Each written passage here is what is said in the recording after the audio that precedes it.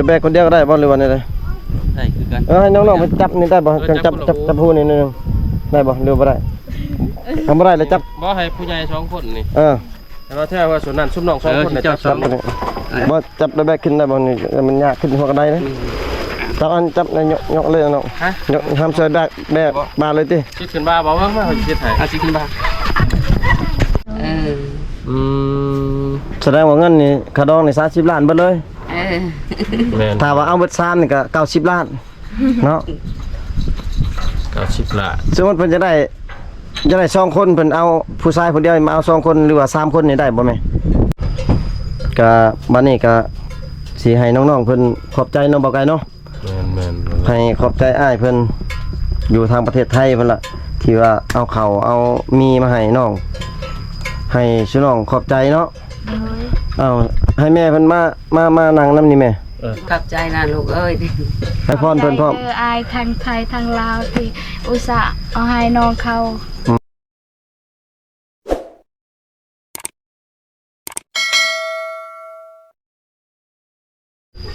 ทักทายสบายดีพ่อแม่พี่น้อง FC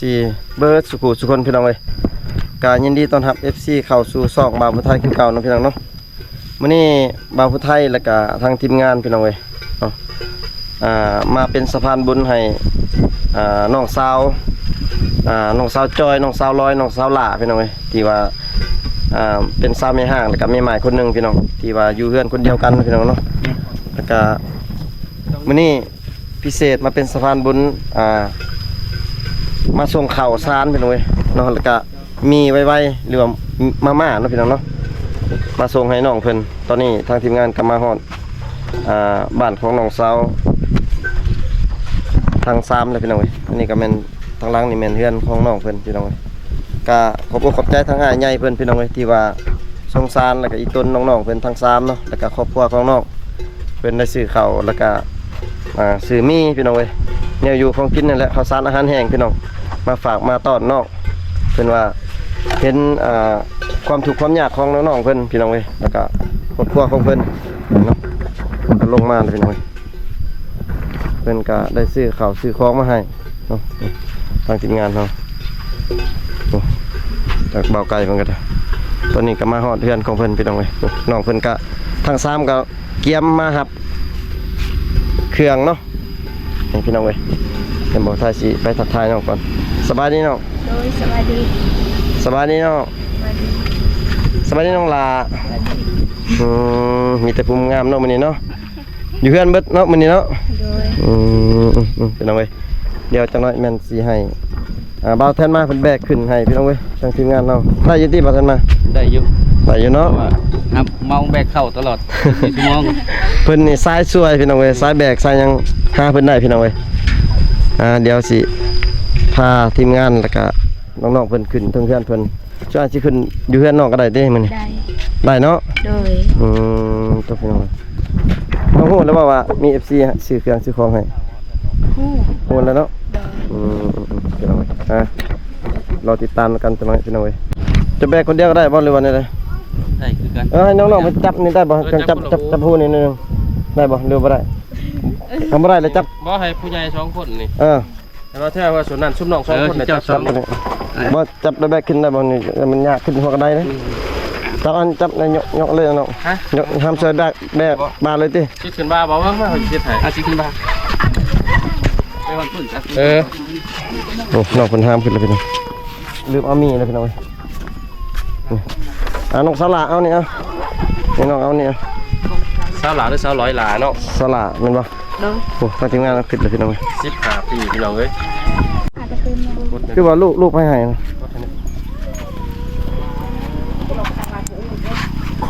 ตัวทั้งสองคนกำลังสิแบกพี่น้องแบกใช่ไหมนะโอ้ยอย่าเซไปคุณแม่คือเซไปแล้วยังเมื่อเพื่อนใส่เล็กท้อยนักพี่น้องกันย่อมหับว่านักได้พี่น้องเขา50 โลพี่น้องใช่มีนะมีนี่ไปขึ้นเอาขึ้นตัวขึ้นเลยพี่น้องมาหักเต้ใช่บ่อยากเฮ็ดเฮือนให้เด้อตัวนี้แล้วสิครับบ่มีเงินสิเฮ็ดเฮือนใหม่ให้เด้อเอาไว้แล้วบ่ทันมาสะดวกคิดดิขึ้นได้ที่สมัยขึ้นได้บ่ขึ้นได้ไปน้องขึ้นก่อน โอ้ขึ้นแล้วพี่น้องเอ้ยนี่เป็นเพื่อนซ่านของน้องนะพี่น้องเอ้ยเคยตะโอยขึ้นก่อนตลอดบ้านอันนี้บรรยากาศหมู่บ้านของน้องสาวนะพี่น้องของน้องๆเพิ่นนี่ก็เป็นเพื่อนเพิ่นพี่น้องเอ้ยนี่ครั้งแรกที่ว่าทางทีมงานเฮาได้ขึ้นมาอยู่เพื่อนของน้องพี่น้อง บ่วงกระจายกันเนาะ เคยบ่วงกับยายไปนี่เด้อก็สิบ่หลายทำบ่ไกลนะเรื่องบ่หลายพี่น้อง ที่หาหมอ เพื่อนเพิ่นก็ได้ เพื่อนหน่อยๆอยู่นำ เพิ่นก็มีแผนว่าสิเฮ็ดเฮือนใหม่อยู่แต่ว่าเพิ่นบ่มีงบพี่น้องเอ้ยเพราะว่าไม้เสาก็มีครบเบิดแล้วพี่น้องอยู่ตารางเนาะ ใส่เล็กน้อย เดี๋ยวสิ แดดแห้งใส่ เข้าอยู่ในเฮือนของน้องพี่น้อง มันก็ขึ้นภูกระเลิกเนี่ย อ๋ออันนี้ประตูอัตโนมัติที่ประตูน่ะบ่แม่นประตูเรือนเด้อพี่น้อง บ่มีหรอก บ่มีล็อกเลยตู้พาไม่เหี้ย สบายเขาได้บ่นี่นะ ได้ อ๋อโอ้แม่เพิ่นเอาลูกสบายดีแม่ สบายดี เอาหล้านเนาะ ร้านหรือลูกร้าน ร้าน คิดว่าลูก ของ ลูกจอยนี่แหละ ลูกของ สาวจอย เออ ขึ้นมานี่ได้อยู่ที่เฮือนนี่ ขึ้นได้ พยายามรับพิธี ถ้าพิษทีดก็ถือว่าพิษแล้วนี่ขึ้นมาก่อนเราจะมาทำขึ้นก่อนเราจะมาทำพี่น้องเอ้ย ชุดเรานั่งยังได้นั่งเรียนกันสิ เรียนเบิ่งเสือสิทำเอาว่าสินั่งหน่อยทีนี้ โอ้ลานลายเนาะ2-3 คน นี่คือลูกจอยนี่ลูกแม่นี่ โอ้ ผู้หลาเนาะลูกไส้หลาบ่ผู้ไส้หลา อันนั้นก็แม่นลูกมาช่วย2คนนี่ เออ ตัวห่อนเนาะน้องสลาบ่ห่อนติน้อง หอมคือกัน ใส่อบผิวบ่น้อง อบผิวให้งามกว่าเก่า อบส่วนได้ สบายดีอีกตัวหนึงดูสบายดีงามดู สบายดี เอาพี่น้องเอ้ยเนาะมื้อนี้ทางทีมงานเฮาก็มาเป็นสะพานบุญเนาะ ในทางอายใหญ่เพิ่นจาก แม่ ฝั่งไทย นดีใจอยู่บ่น้อง ดีใจ เคยอยู่บ่ผ่านมามีคนให้คนหยังบ่เคยมีบ่ บ่เคยไปหากันเทื่อนึงนี่แหละ เอา เธอทำมิตรเนาะ โดย ผ่านมามีแต่อยากได้มีแต่หาเอง โดย หารับจ้าง โดย พี่น้องเอ้ยก็ทางทีมงานเฮาก็ดีใจน้องๆพี่น้องเอ้ยทั้งแม่เพิ่นได้ดีใจอยู่บ่แม่เพิ่น ใจ โอ้แม่เพิ่นก็ได้ เขาหนึ่งกระสอบเพราะเขาไปรับจ้างเขาต้นเติมเนาะก็สิได้เขากระสอบหนึงเนาะ ดีใจอยู่เนาะ ดีใจลูก พี่น้องเอ้ยเบิดแล้วติข้าวหั่น หมดแล้ว ได้ยินข่าวว่าอ้ายใหญ่เพิ่นว่าโอ้ยน้องๆเพิ่นบ่มีข้าวกินว่าซั่น เอามีนะ เพิ่นว่าไปฝากน้องแล้วว่าซั่น ดีลู โอ้ ก เงินที่ยังเหลือเล็กน้อยก็อ้ายก็ไปซื้อมีมาเติมพอได้ต้ม อืม กินเนาะคัน แม่ เวลาบ่มีอาหาร ได้จักมื้อแต่ว่ามีแก๊สหนึงเนี่ยเอา บุกคงสิบ่ฮอดมือ บ่ยันมาฮอดมื้อปอต้องเพียงยันมาฮอดมื้อมีเพิ่นว่า มันจักซ่องเคยเนี่ยฮะ สบายบ่ 24บ่ 28 เออประมาณเอาไรประมาณคันว่ากินเช้าเที่ยงแรงก็สิบ่ฮอดมื้อของมื้อหนึง คันว่ากินแบบนี้แน่ก็ประมาณ 2-3 มื้อพี่น้องเอ้ย ตัวนี้ก็ไว้กินยามอยู่เฮือนสุกเซิน โดย เนาะเวลาเฮามาแต่หัวแต่ส่วนบ่ทัน บ่ทันเฮ็ดอยู่ บ่เฮ็ดอยู่เฮ็ดกินก็ลวกตัวนี้กินเนาะก็พอได้แก้ไขหน่อยนึงพี่น้องเอ้ยคือข้าวนี่เด้ฮอดอยู่บ่เดือนหนึง ได้บ่สอบหนึง บ่ฮอดบ่แม่ ได้ฮอด บ่ฮอดเนาะ เออ ตัวพี่น้องเอ้ย พอคนหลายเด้บ่ไทย แม่น 11คนบ่แม่ในเฮือนนี่ โดย ทั้งเอ้ยไผบ่มีติเอ้ยไผบ่มีเนาะ มี มีแต่ลูกเองแล้วก็หลาน เครื่องใช้เครื่องซอยเสื้อผ้าหน้าแพรนี่มีแต่เท่านี้ที่เฮาเห็นนี่บ่ มีแต่เท่านี้เนาะบ่หลายเด้อพี่น้องเอ้ยโอ้ มีหั่งนะลูกคือว่าแหละอยู่ในเขตชนบทเฮาพี่น้องเอ้ย พอห่มนี่ก็เท่านี้เนาะผ้าเสื้อยังนี่เนาะ โดยแม่ ว้าพี่น้องเอ้ยเพิ่นชาติเนาะ3พี่น้องสาวมังกรพี่น้องเอ้ย FC ท่านใดที่ว่า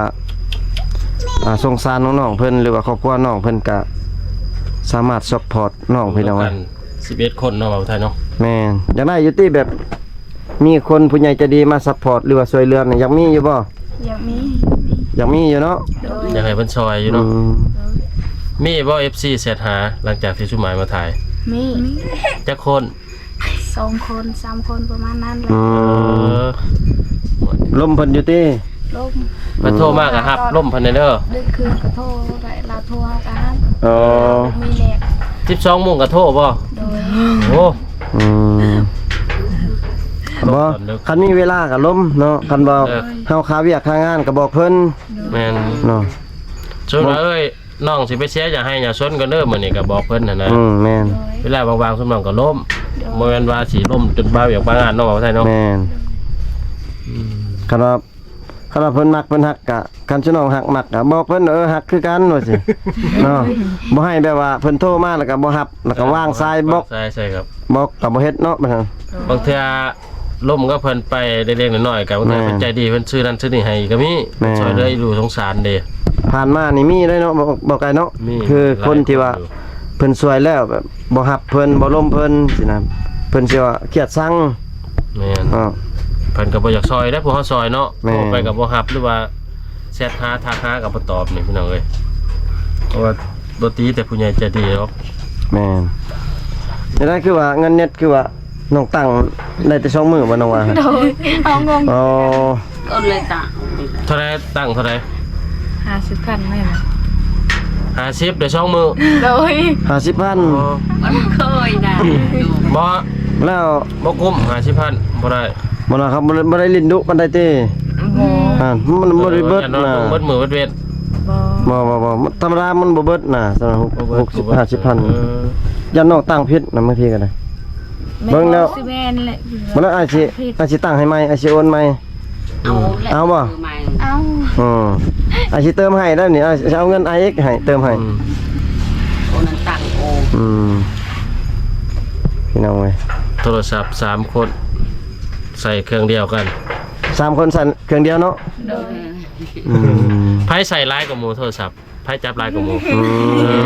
ออกแหละ น้องร้อย น้องร้อยเป็นเจ้าของโทรศัพท์ แม่น โทรศัพท์นี่ก็น้องซื้อเอามันบ่ เราซื้อเองแล้วเรา โอ้ โอ้ ซื้อเท่าไหร่น้อง เป็นกีฬาล้านหก เอา ล้าน6แสนประมาณ 2,000 3,000พี่น้อง พอได้โทรหาผู้บ่าวผู้แฟวเนาะ โดย แต่ว่าบ่มีติตอนนี้ บ่มี สิน้องสังสรรค์นี่ยังโสดเบิดบ่ยังโสดคือเก่าบ่ ย่านว่าบ่ได้มาประมาณอาทิตย์หนึงแล้วสิ แม่น บ่ได้บ่เทื่อ บ่นะ แม่นคือเก่าเป็นหยังเลยคือมื้อนั้นได้ยินซุมน้องว่านอนอยู่บ่อนนี่11คนซุมน้องนอนแบบใดเอาไผนอนอยู่ไสแน่ นอนติดกัน นอน สิ ติด น้อง กัน สิน้องนอนอยู่ไสอยู่เฮือนครัวบ่ อยู่บนครัว อยู่บนครัว โดย จักคนนอนน่ะมีแต่3คน มีแต่3คน มาอยู่บ่อนนี่ได้สันบ่อนซุมน้องนั่ง วั นี่ นนี้พอ พอ โดย แม่ได้สัน แม่วันนี้ เอ้าแม่ก็พอคือบ่นอนนํกันสัน นอนคนละบอนบ่ โดย โอ้ย เออแม่ก็พอนั่นแยกกันนอน โดย บัดลูกน้อย2คนได้นอนใช่ลูกโอ้นอนอยู่พุ่นอีกผู้อยู่ทางล่างเด้อพี่น้องเอ้ย อืม อ๋อโตแม่นอนอยู่หั่นพ่อนอนอยู่นี่ ปูศาสตร์บ่ปูอยู่บ่ศาสตร์น่ะศาสตร์พื้นเดียวนี่บ่ บ่มีสาดกับบ่ปูเลย แม่น มีแต่จับหมอนใส่หัวไผหัวมันน่ะก็นอน โดย พี่น้ บ่ อง หนาวบ่น้อง น้ำกันก็อดเอายังหาบ่มี อดเอาย้อนเฮาบ่มีเนาะ โดย ยามหนาวมีแต่กอดกันคือชุนหมองว่าบ่ กอดกันบ่ชาโกนเลย อ๋อ ชื่อน้องวาวนั่นนี่ บ่มีผ้าห่ม ตอนที่น้องๆนั่งนี่แม่นพอ แม่นพอ พอกับน้องบ่นอน พอผู้เดียว แม่นน้อง น้อง อ้าย อีก โดย อ๋อ เรานี่เราเป็น บัด3คนน้องน่ะไปนอนอยู่เพื่อนครัวบ่อนเฮ็ดกินพุ่น โดย บัดผู้บ่าวขึ้นมาดินได้ใส่ได้ใส่ เขาคือไม่ผู้บ่าว บ่มีผู้บ่าว ตอนสมมุติว่าหั่นนะ สมมุติว่ามีได้ซะเขาก็ขึ้นล่มที่นี่เลยบ่ได้บ่ ขึ้นไปพุ่นมาหาน้องอยู่เพื่อนพวกพุ่นบ่ ได้ก็คือเราเมื่อลง เออ ได้ พ่อแม่บ่หายบ่บ่หายบ่ ไม่ได้ให้ อืม สุดห้องเธอเป็นนั่นแหละล่ะ คือเฮ็ดชุน้องนี่คือว่าขึ้นล่มอยู่เฮือนเลย แม่น ลักษณะผู้สาวนอนอยู่ใช่แหละ ไปลบอยู่วันนั้น แม่น โอ้พี่น้องเอ้ย คือน้องตะกี้หันน้องได้ผัวตะกี้ผู้บ่าวขึ้นมาล่มอยู่หั่นบ่ โดย อ๋อคือกันเนาะน้องกันเนาะพี่น้องเอ้ย ประมาณจักโมงเขามาลบผ่านมาสมมุติว่าผู้บ่าวมาลบนะ 7 โมง 7-8โมง 8โมง แสดงว่าพ่อกับแม่นี่นอนแล้วบ่ นอนเลยยัง บางทีก็ยัง เออ เพิ่นก็เบิ่งเลยเนาะว่าลมกันยังเนาะ เว้าแห้งๆบ่ได้เว้าค่อย คอยเลยเขาอย่างนอน ๆเออแบบนั้น บางที ได้บ่ บางทีผู้บ่าวมาเมาซึมๆเนี่ยเว้าดังๆได้ซะได้อยู่บ่ ตั้งกะให้มันไล่ลงเลย โอ้ โอ้ ลักษณะเข้าหักคู่ ไหลลงเลยเนาะ เขาจับผู้บ่าวผู้สาวมาลมเข้าหักคู่แบบ ต้องค่อย ค่อยๆบ่คอยแห้งอีกตามจังหวะ ๆเกรงใจพ่อแม่นอน เพราะว่าน้องๆบ่มีห้องเลยพี่น้องเอ้ยพ่อพานอนอยู่ทางประตู นอนหลวง ที่ เล ว่าย ญาติลูกสาวบ่แม่นเด้แต่แท้ผู้บ่าวเขาไปล่มแล้วลูกสาวอยู่ บ่แม่นว่ายามลูกสาวมาให้คนมาขึ้นเนาะ แต่ว่าเขาเจ้านอนบ่มีบ่อนนอนแน่อืม ก็บัดนี้ก็สิให้น้องๆเพิ่นขอบใจน้องบ่ไกลเนาะ แม่น ให้ขอบใจอ้ายเพิ่นอยู่ทางประเทศไทยเพิ่นล่ะที่ว่าเอาข้าวเอามีมาให้น้องให้ชื่อน้องขอบใจเนาะเอาให้แม่เพิ่นมานั่งนํนี่แม่ เออ มานั่งนํนี่แหละ ขี่กันนะ เพราะว่าบางเทื่อสิถามค่า ขาดอกขาดอง ค่าชิดช็อตได้บางทีชีเพิ่นเบิ่งเพิ่นจะฮู้เด้ FC เบิ่งไลน์นะบัดนี้ก็สิให้แม่ขอบใจเนาะชื่อน้องพังเนาะแม่ขอบใจอ้ายใหญ่เพิ่นที่ว่าช่วยข้าวช่วยน้ำให้แน่ขอบใจเพิ่น ขอบใจนะลูกเอ้ย ให้อวยพรเพิ่นเอา เออ บ่เป็นบ่ เป็น บ่เป็นเนาะ เป็นเอาไผเป็นนั่น ไป เนี่ย เป็นลมเลย น้องร้อยเปล่าร้อย ร้อยเบาเก่ง อวยพรเพิ่นพร้อม อายทางไทยทางลาวที่อุตส่าห์เอาให้น้องเขาขอบใจหลาย อวยพรให้เพิ่นเด้ออวยพร อยู่ดีมีแห้ง ๆมีแห้งให้ถึงเลขถึงหวย ว่าพร้อมกันเลยก็ได้ให้ ให้ถึงเลขถึงหวยเด้ออาย ความเจ็บความไข้อย่ามีเนาะ คนเด็ดจะได้คนไข้บ่มี อืม คันว่ายังโสดก็มาจีบเอาน้องเนาะ โดย คันมีเวลาก็มาเยี่ยมมายามน้องก็ได้บ่ ได้ คือตามนั้นได้เด้อก็ขอบใจให้เพิ่นหลายๆพี่น้องเว้ยขอให้เพิ่นอยู่ดีมีแรงสุขภาพก็แข็งแรงกว่าเก่าอีก ได้เงินได้คำได้หลายกว่าเก่า แม่น บ่ได้มาช่วยเหลือน้องๆแล้วก็ทีมงานเฮาพี่น้องเอ้ย ผู้ได้ลูกกกแนะนำใหม่บ่ดูแม่ให้แม่เพิ่นผู้ได้ลูกกก นี่แล้วจอยนี่ลูก ผู้ที่2ผู้ไผ ควาย ผู้อ้ายอีก เออ อืม คอยคิดว่าผู้อ้ายบ่ได้ผูกกกบ่แม่นเนาะ แม่น อันนี้ผู้เอื้อยผู้น้องผู้นี้ผู้น้องหลา เออ ผู้หญิงเนาะ ผู้อยู่กลางเลยเอ้ยกกพี่น้องเอ้ยผู้อยู่เบื้องนั้นแหละผู้ที่2ที่3เลยมาผู้เสือเหลือง แต่ได้ตอนเพิ่นปะผัวนั้นเขาเจ้าบ่ได้เสียให้เลยบ่ปะลูกนี่บ่ได้เสียให้เลยบ่แม่ บ่แม่นบ่ได้เชียร์เลย บ่ได้จักกีบเนาะ เออ ยันว่าแบะตัวหนึงอีสังหรือว่าเงินค้ำ5ล้าน10ล้าน นี่ยัง อืม ป้ามากก็มาซื่อๆเขามาส่งบ่ เขามาส่งบ่ มัน หรือ ไป ยัง อยู่ผู้เดียวล่ะมันเราไปฉก มาผู้เดียว ไล่เมื่อกับลูกเมื่อ ผู้นี้เนาะน้องสลานี่ เออ บ่น้องสลอยเด้ซะ ทำไมก็คือกัน ย่างมา ย่างมา โอ้ โอ้ไกลบ่แม่ ใกล้แล้วบ้านเป็ด ปอ ระเบียดพุ่น เออ บัดผู้เอื้อยนี่เป็นได กด กลัวตายบ่ ผู้ได้ผู้เอ่ย อ๋อ อยู่บ้านได้สนพวน บ้านนี่แล้ว โอ้ในบ้านนี่ เออ อืม ถ้าว่ามีผู้หักผู้มักนี่ลูกสาวแม่นี่พ่อมันสิให้เพิ่นเอาบ่ผัว อ้าวเขายาวแล้ว ฮะ แม่บ่ติดอก บ่ติเนาะ เออ เพิ่นว่าถ้าว่าลูก เอา ถ้าลูกมักก็เอาเนาะ เออ บ่ติบ่หิเพิ่นน่ะขาดองได้ซั่น คาราประมาณเท่าไรเอาเอ้ย แพง ก อยู่ ก บ่ นี่ประมาณเท่าไรเอา ผู้กกนี่ประมาณ จ เท่า อย ไหร่ เนี่ยเอา ประมาณว่าประมาณเท่าไหร่แม่ ชิป 30เนาะ ล้าน เออ 30ล้านอืม ฟังจากไม่เฒ่าด้วยได้นี่ 30ล้านนี่มีแต่เงินบ่เหลืองัวควายนำ มีแต่เงิน30ล้านควาย บ่มี หัก ควายต่างหากอีกบ่ เออ กินงัวก็ได้บ่แม่ งัวก็ได้ อืมบัดน้องสาวนี่เด้สาวหลาเด้สาวร้อยเด้สาวร้อยนี่เอา 300นี่เท่าไร เอาไปเอาไป 20ล้านบ่ ซ้ำกันบ่หรือว่าได หรือว่า30ล้านเบิดทุกคนนี่ 30ล้านเบิด3นี่เลย เออ อืม แสดงว่าเงินนี่ค่าดองนี่30ล้านเบิดเลย เออ แม่น ถ้าว่าเอาเบิด3นี่ก็90ล้านเนาะ 90ล้าน สมมุติเพิ่นจะได้ จะได้2คนเพิ่นเอาผู้ชายคนเดียวมาเอา2คนหรือว่า3คนนี่ได้บ่แม่เอาผัวคนเดียวกันได้บ่หรือบ่ได้ บ่ได้ บ่ได้เนาะ ได้เนาะหลายคนพุ่นเนาะบางเทื่อลูกสาวมักเขาได้ซั่น ลูกสาวมักแห้งอะไรบางทีอะ จะได้ จำเป็นเนาะจำเป็นให้เขาเอาเนาะเออ ทางมีบ่ได้บ้านเฮาได้เมีย2เมีย3ในบ้านนี่ แม่ บ่มี ก็ฮู้ แสดงว่าบ่มีเนาะได้เมียซองอยู่บ้านนี่เนาะ อืม แต่ว่าเขตอื่นนี่มีได้บ่ไกล แม่นเมีย2เมีย3ก็มีพี่น้องเอ้ยโอ้ แม่เอาผัวนี่แต่น้อยบ่หรือว่าอายุใหญ่แล้ว ได้น้อยแม่ เอาผัวเนาะ เออ เลี้ยงลูกนี่แบบนี้ตลอดบ่เฮ็ด แบบนี้ตลอด เพื่อนนี่ก็เพื่อนแต่กี้เพิ่นบ่นี่ อ๋อ ประมาณจักปีฉันแม่เอาผัวตอนนั้น เร็วแม่ก็บ่ฮู้นะ บ่ฮู้เลยเนาะ ประมาณซ้ำน้องๆนี่บ่ ประมาณ โอ้ย ประมาณซ้ำลูกเพิ่นนี่แหละเพิ่นจังได้ลูกหลาย ลูกแม่แท้ๆเลยจักคน7คนบ่ 7 คน โอ้พี่น้องเอ้ย การนั้นเศรษฐกิจก็คือเฮ็ดแต่หัวเฮ็ดแต่สวนบ่แม่เลี้ยงลูกนี่แม่นบ่หน้านี่บ่มีเนาะ บ่มี ปีหนึงได้จักสอบเฮ็ดเอาไว้นี่ นกชอบ 6 อ๋อตัวปีหนึงได้6สอบ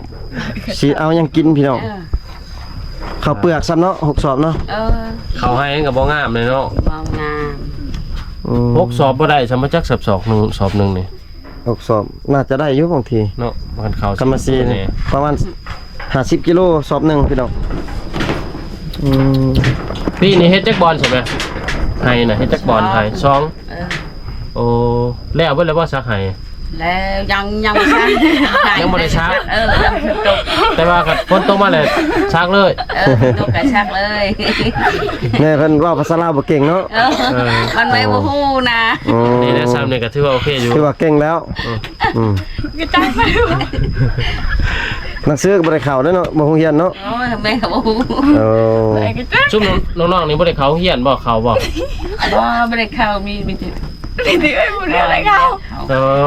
มีแต่น้องจอยเขาผู้เดียว มีแต่เอื้อยพูด พ่อท้องได้พ่อหา ว้า เขาไปเรียนใช่อยู่นี่ น้องเฮียนใส่น้องเฮียนตะกี้ กี่แต่อยู่บ้าน บ้านนี้ครูยังสอนน้องครูยังสอนน้องจื้อบ่ตะกี้แม่น มันมีครูเนาะ แม่นบ่ครูอยู่เมืองเฮา แม่น อืม เขาบ่จื้อบ่ได้ บ่จื้อเนาะ โดนเนาะ ทำไม จนน้องในลูก2ลูก3เลย พ่อไปใช้แม่พ่อไปใช้นี่ พยังงอ แสดงว่ามื้อนี้พักผ่อนเบิด ขอพรเบิดแม่นบ่ถ้าฝนตกแล้วมันซักให้เลยเนาะโอ้น้องไหวใครอยู่แห่งงานหลายคือสิไหวแล้วไหวเฮ็ดเวียกนี่ น้องอันนั้นน้องร้อยนี่น้องร้อยนี่กับเขาสั่งให้กันบ่เวลาอันนั้นน่ะ ชักบ่มีกันแล้วกับแม่นี่ แสดงว่าบ่มีผู้พักเนาะ ขออนุญาตซักให้ไปเบิดเถื่อนเบิด ไปเบิดเลย อยู่ใกล้บ่ให้น่ะ ไก่พูน ขึ้นไปทางนี้เลย ย่างไปบ่ ย่าง อยู่เฮือนนี่มีรถจักรบ่ มีรถก็รถอ้าย รถอ้ายรถเก่าร ถห้างบ่ แม่นรถห่าง ยังก็บ่มียังบ่มีพี่น้องมีแต่งัวมีเนาะงัวเนาะ แกงมันแกงเนาเนาะ เลี้ยงให้เขาเลี้ยงปันกัน คือน้องๆว่าตอนนั้นเนาะพี่น้อง เพื่อนนี่ฝนตกนี่บ่หัวบ่แม่ ๆ หัวลายบ่ โดย โอ้แล้วแห่งสิหัวเบิ่ง เฮือนครัวเพิ่นพี่น้อง คือเมื่อคืนเลยเปียกไปเลย เมื่อคืนนี่ฝนตก แม่นตอนฝนตกเราเปียกเลยค่ะช่วงฝนตก พี่น้อง ก็น่าสงสารครอบครัวเพิ่นอยู่พี่น้องเอ้ยเพื่อนก็หัวเนาะข้าวสารอาหารแห้งก็บ่กุ้มบ่กินก็บ่กุ้มพี่น้องเอ้ย